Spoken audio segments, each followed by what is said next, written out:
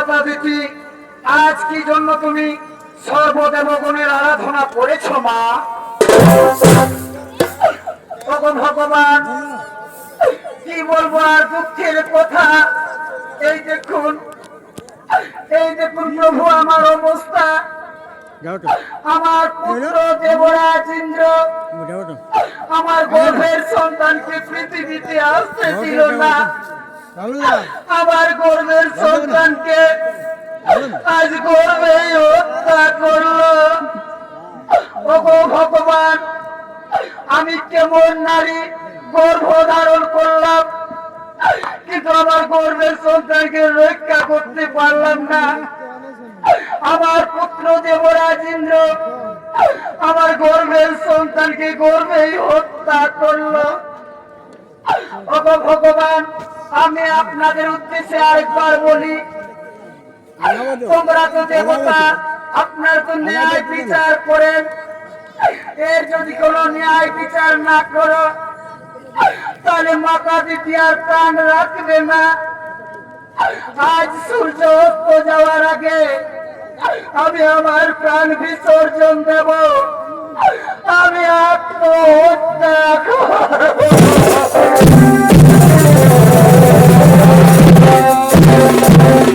সঙ্গে সঙ্গে ব্রহ্মদেব বলছেন, হে ভোলেনাথ, হে ভোলেনাথ, যেভাবে কপট কুচক্রী দেবরাজ ইন্দ্র মাতা দিতির গর্ভের সন্তানকে হত্যা করেছে, এ কি কোনো ন্যায় বিচার হবে না?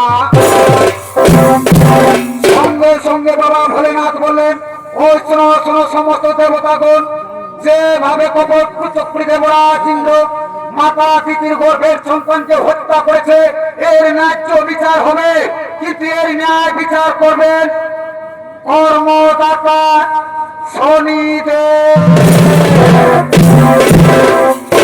হ্যাঁ, সমস্ত দেবতাগণ, আমার কাছ থেকে কেউ কোনদিন রেহাই পায়নি, আর দেবরাজ ইন্দ্র আমার কাছ থেকে রেহাই পাবে না। ওগো মা, ওগো মাতা দিতি, তুমি আর কেঁদো না মা, ধৈর্য ধরো। দেখুন আমি দেবরাজ ইন্দ্রকে কি প্রকার শাস্তি দিতে পারি। শোনো শোনো সমস্ত দেবতাগণ, আর বিলম্বে না হই বুঝি প্রয়োজন, চলো নিজ নিজ আলোয় করহ গমন।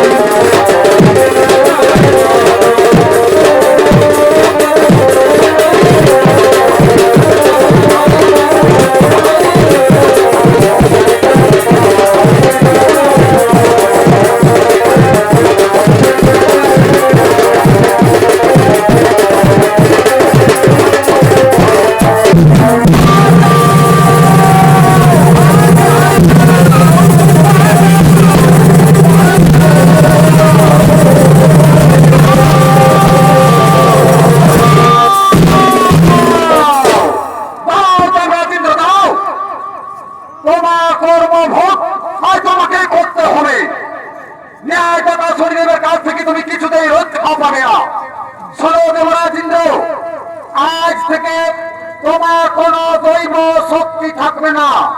তোমার দৈব শক্তি, তোমার রাজ অলঙ্কার আজ আমি কর্মদাতা শনিদেব হরণ করে নিলাম। আজ থেকে তুমি পৃথিবী সাধারণ মানুষের মতো ঘুরে ঘুরে জীবন যাপন করবে, খাদ্যের অভাবে।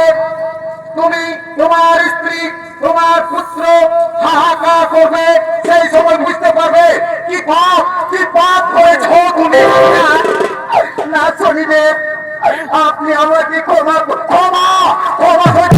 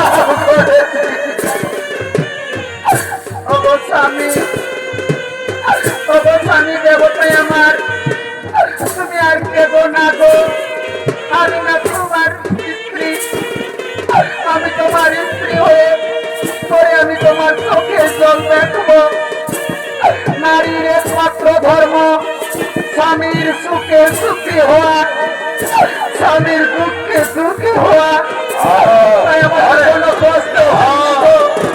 তুমি আর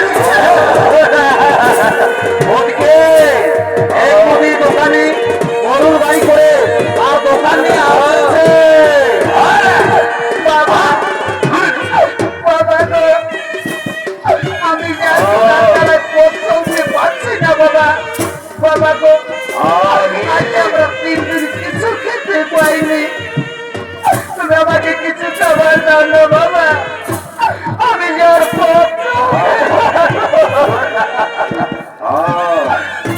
স্বামী আমাদের জয়ন্ত থেকে বলেছে গো, আজ আমরা 3 দিন কিছু খেতে পাইনি। জান না গো, আমাদের ছোট্ট সন্তানকে কিছু খাবার এনে দাও। অনেক পুত্র তোরা কাঁদিস না, চল ওই গাছের ছায়ায় তোমরা দুজন বসে আমাদের জন্য আমি খাবার নিয়ে আসছি। চল বাবা চল, ওই গাছের তোরাই তোরা বসবি,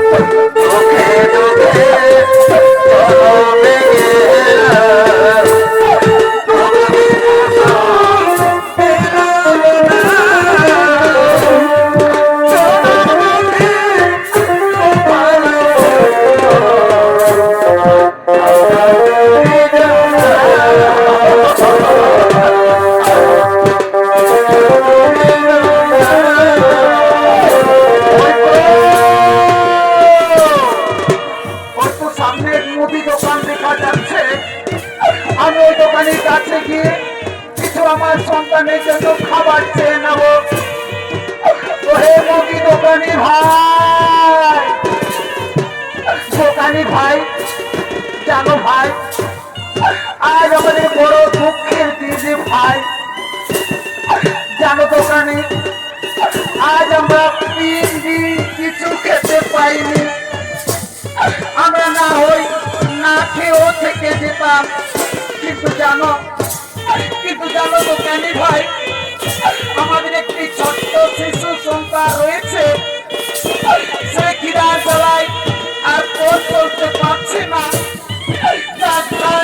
যাই করছে। তাই দাও না দোকানি ভাই, ওই খাবারগুলো আমার ছেলেকে দাও না দোকানি ভাই।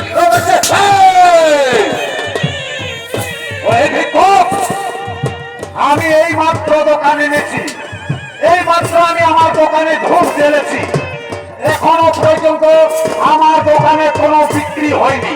তাই এই মুহূর্তে আমি তোমাকে কিছু খাবার দিতে পারবো না। শুধু ফোটা আমার দোকান থেকে।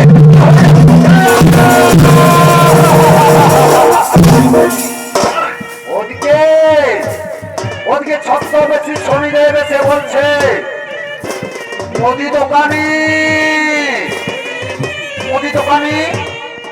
তুমি একে কিছু খাবার দিয়ে দাও, তুমি একে কিছু খাবার দিয়ে দাও।